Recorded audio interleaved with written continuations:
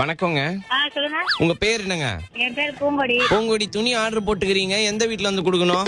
உங்களுக்கு அட்ரஸ் இருக்கும்ல? இங்க நிறைய வீடு இருக்குது, இதுல எந்த வீட்டுக்கு வரது? நாங்க ஏதாவது ஒரு வீட்ல போய் உங்க துணி குத்துற வந்துடவா? தேவையில்லாதெல்லாம் பேசாதீங்க. அதே மாதிரி ஒரு நிமிஷம் கட் பண்ணுங்க. நான் பாப்பாட்ட கேட்டுக்கிறேன், அவங்க ஆர்டர் போட்டுருக்காங்களா? கட்லாம் பண்ண கூடாது மேடம். ஹலோ, தெரியாம எனக்கு போன் பண்ணிட்டு இருங்க ஒரே நிமிஷம் இருங்க. கேட்டுக்கிறேன். அத்தை நான் ரூபாவோட ஃப்ரெண்டு தான் பேசுறேன். அத்தை, ரூபாக்குல பாய் ஃப்ரெண்ட் எல்லாம் யாருமே கிடையாது.